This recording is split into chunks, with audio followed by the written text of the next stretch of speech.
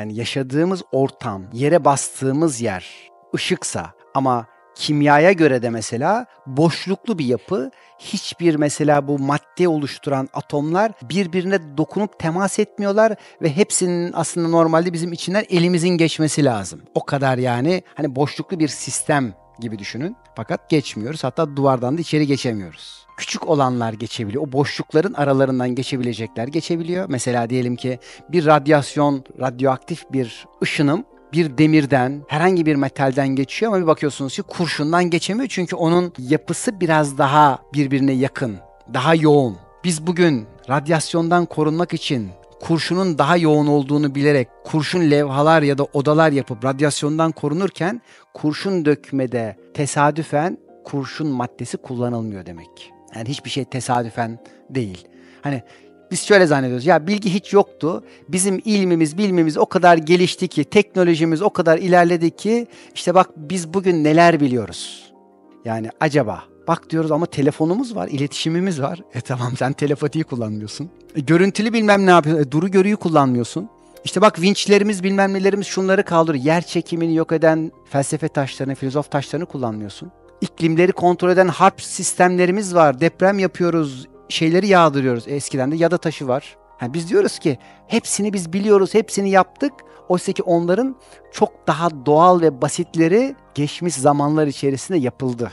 Hep var. Bilgi her dönemde var. Hani böyle görüyorsunuz da mesela Mısır piramitlerinin içerisine bakmışsınız ki uçak var. Birçoğunuz görmüşsünüzdür belki. YouTube'da falan da göreceksiniz. İşte uçan daire de var. Helikopter de var. Dediler bak bunların hepsi şeye katıldılar. Körfez hareketine katılan bütün her şey 4-5 bin yıl evvel Mısır piramitlerine taş yazı sistemiyle yazılmış. Var. Hayır o devirde o teknolojiyle olan bölgede var. Şimdi bu devirde ilkel bir kabile düşünün. İşte diyelim ki Amazon ormanlarında yaşayan, Endonezya'nın öyle bir sürü yerleri var. Onlar bizim kullandığımız teknikleri, teknolojileri duvarlarına resmetmiş olsalar ama onlarda bu olmasa, bundan sonraki kıyametteki insanlar, varlıklar bunu nasıl değerlendirir? Bak burada bunlar bunu kehanet olarak biliyorlar mı der. Biz öyle diyoruz. Oysa ki hayır. Evet o bölgede bu teknolojiler var ki ışıklandırma, aydınlatma, bütün Mısır'ın piramit enerjileriyle aydınlatmaları da var. Ama biz şöyle zannediyoruz. Ya biz o kadar geliştik, o kadar ilerledik ki bakın artık şunları yapabiliyoruz. Şimdi neden bunu söylüyorum? Kendimizi geliştirdiğimiz şeyi küçümsemek için değil. Tabii ki hızlanıyoruz. Bir hız var. Fakat her devirde bu hızın, maddenin konforunu farklı şekillerde yaşayanlar da var. Evet, bizim belki buradaki oturan birçok kişi zaman makinesine belki şahitlik edecek ama zaman makinesi ile çok önceden de yaşayanlar ve bunun şahitliğinde olanlar da var. Teknik olarak da var yani. Hani böyle bakıyorsun Büyük İskender'e plastik bir şey getirilmiş yani. Anlatılmış. O devirde plastik sistem olmamasına rağmen. Başka bir yerde bakıyorsun o zaman çarkları, başka teknolojik sistemler de var. Yani gelip gitmeler de var. Yavaş yavaş ne yapıyoruz? Şimdi aslında bizim inandığımız, bildiğimiz sistemlere üzerine dokunuyoruz. Biz zannediyoruz bak böyle bir şey var. Şimdi bir arkadaşım öyle araştırmıştı. Ben 1950'li yıllarda 57'de mi acaba bilmiyorum. Cep telefonu benzeri bir sistemi bir fuarda tanıtıyorlar. Ama şimdi onun bize ulaşması bile ne kadar bir zaman alıyor. Yine 90'lı yılların sonuydu mesela. Yine bir fuarda Philips firması mıydı neydi hatırlamıyorum. Bir mesela şey getirmişti. Klavye. Yansıttığı şey böyle havada yansıtıp yazabiliyorduk. Ben onu ondan sonra aradım hiçbir yerde daha bulamadım. Hala da bilmiyorum var mı yok mu ama fuarda denediğimi biliyorum. Birkaç arkadaşımla beraber. Yani havada yazı yazdım onlara. Ve daha yani dediğim gibi 99-2000 gibiydi bir fuarda ama bak hala yok değil mi? Hani her şey de sunulmuş da değil bize ama emin olun ki her devirde maddenin konforunu yaşayanlar farklı farklı yerlerde var. Yani biz şimdi bu gelişim, bu sisteme inandığımız için şimdi bu çark içinde gidiyoruz. Maddeye imajlarıyla, imajinasyonlarıyla hükmedenler de var. Ve maddenin içerisinde madde üzerine değişiklikler yapanlar, dönüşümler yapanlar, onu oradan başka yere ışınlayıp getiren düşünce güçleri de var ki bunlar üniversitelerde parapsikolojik kürsülerinde bilimsel çalışmalar olarak yapılıyor ama şimdi çok kişi bunu yapsın niye istensin?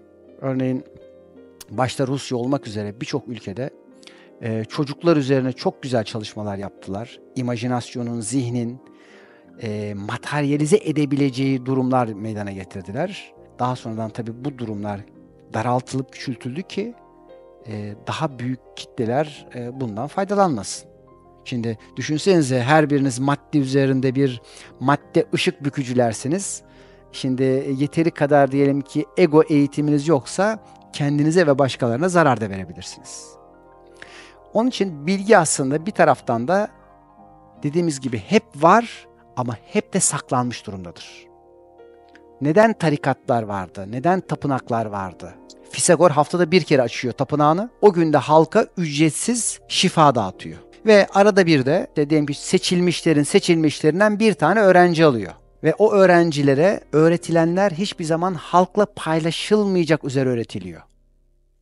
Eğer o öğrenci ola ki bir kelime ağzından kaçırırsa ona bir mezar yapıyorlar. Geldiğinde diyorlar ki sen bizim için öldün, sen yoksun, yok gibi davranıyorlar. O da artık orada yok diye gidiyor. Bunlardan bir tanesi halkı kışkırtıyor. O orada neler yapıyorlar, siz biliyor musunuz? Siz gittikten sonra şöyle oluyor, şifalar bilmem neler. Sizden sakladıklarıyla siz ne altınlar bulursunuz, ne şunlar bulursunuz. Halk ayaklandırıyor. O bilgelik tapınağına halk ayaklanıp saldırıyor. Bütün bilgileri, belgeleri yakıyor.